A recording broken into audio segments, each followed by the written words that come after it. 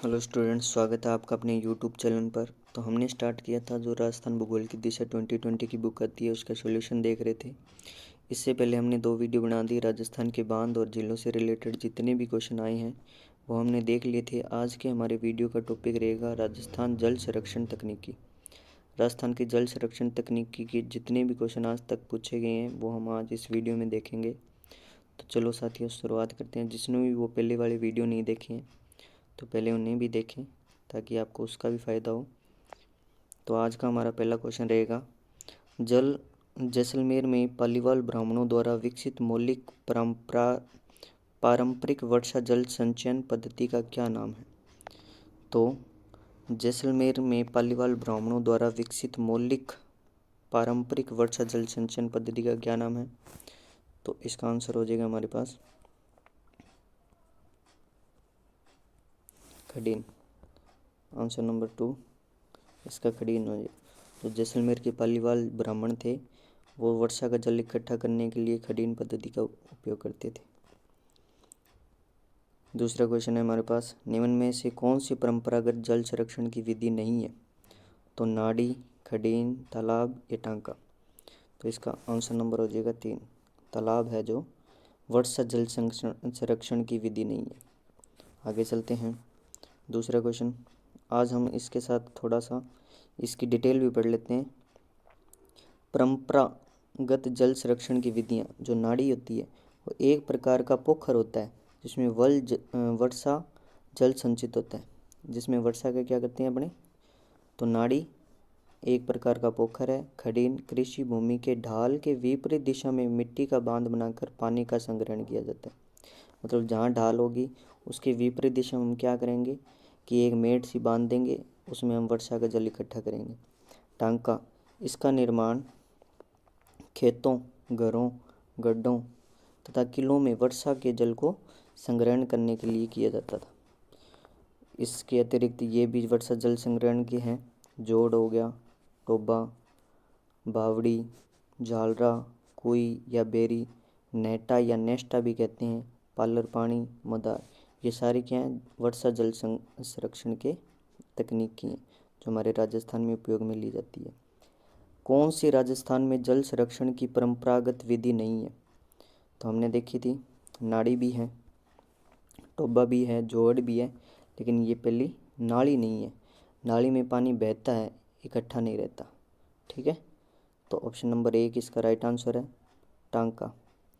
टांका और खडीन, अगला क्वेश्चन है, टांका और खडीन प्रकार हैं, किसके प्रकार हैं?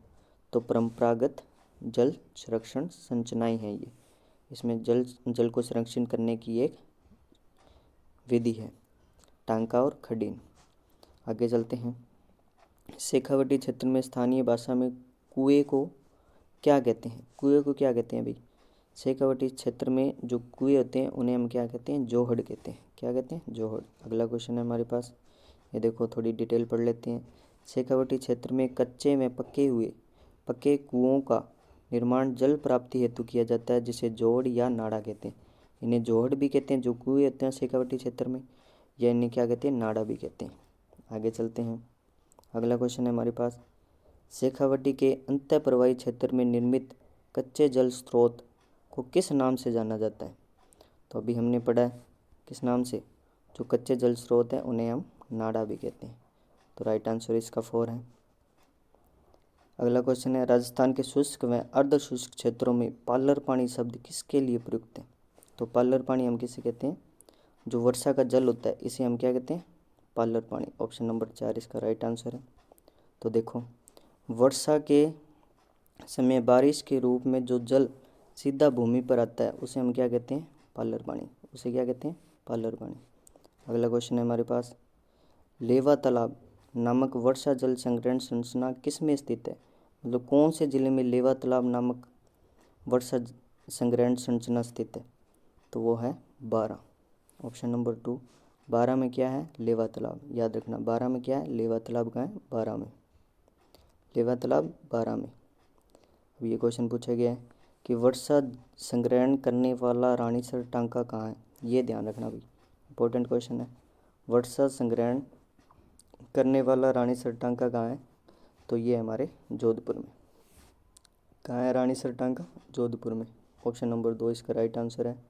अगला क्वेश्चन है हमारे पास, राजस्थान में जल संरक्षण के लिए अमृत जलम अभियान है। जो अमृत जलम अभियान है वो किसके द्वारा शुरू किया गया था? ये राजस्थान पत्रिका द्वारा। किसके द्वारा? राजस्थान पत्रिका द्वारा क्या किया था? अमृत जलम अभियान शुरू किया गया था। आगे चलते हैं, EORO में पूछा गया है, तो आगे चलते हैं। ये देखो, वर्तमान में ये कुछ इम्पोर्टेंट पॉइंट्स हैं। वर्तमान में रूफटॉप जल संचयन एवं वाटर हार्वेस्टिंग तकनीकें बहुत प्रचलित है। अब ये रूफटॉप और वाटर हार्वेस्टिंग तकनीकें क्या होती है? जो रूफटॉप जल संचयन विधि, उसमें हम क्या करते हैं, घर की छत पर, जो हमारा घर होता है उसकी छत पर जो वर्षा का पानी इकट्ठा होता है, वो उस वर्षा के पानी को हम क्या करते हैं, जो घर के जो नीचे हम क्या बनाते हैं, ऐसे कुआं बनाते हैं, उस वर्षा का पानी कहाँ आता है? उस कुएं में आता है। तो उसे हम क्या कहते हैं? रूफटॉप जल संचयन विधि कहते हैं। ठीक है, समझ में आ गई? जो घर की छतें हैं उस पर वर्षा का पानी आएगा और वो कहाँ जाएगा? नीचे हम कुआं बना देंगे, वहाँ जाएगा, वहाँ जाकर इकट्ठा हो जाएगा। इसे हम कहते हैं रूफटॉप जल संचयन विधि। एक वाटर हार्वेस्टिंग देखो, वाटर हार्वेस्टिंग तकनीक द्वारा वर्षा के व्यर्थ बहने वाले जल को क्या करते हैं? जो वर्षा का व्यर्थ बहने वाला जल है उसे हम भूमिगत कर देते हैं। क्या करते हैं? भूमिगत इकट्ठा, भूमि में या गड्ढा या कुछ टंकी बनाकर हमें उसे क्या कर लेते हैं? इकट्ठा कर लेते हैं। उसे क्या कहते हैं? वाटर हार्वेस्टिंग पद्धति। तो आज हमने जितने भी ये जल संरक्षण तकनीकी के जितने भी क्वेश्चन पूछे गए हैं, ये देखो, ये जो टांका है इसमें जो पानी इकट्ठा होगा वर्षा का, तो ये वाटर हार्वेस्टिंग। ठीक है, ये पद्धति कौन सी है? Water harvesting. ठीक है, तो आज हमने जो जल संरक्षण तकनीकी के जितने भी क्वेश्चन पूछे वो हमने आज देख लिए हैं। तो उम्मीद करता हूँ आपको क्लासेस पसंद आ रही है। ऐसे ही हमारे साथ बने रहें। अपने राजस्थान भूगोल की दिशा 2020 की जितने भी टॉपिक हैं जिससे रिलेटेड पिछले वर्षों में कुछ क्वेश्चन पूछे गए हैं वो सारे हम एक एक करके देख लेंगे। थैंक यू, धन्यवाद।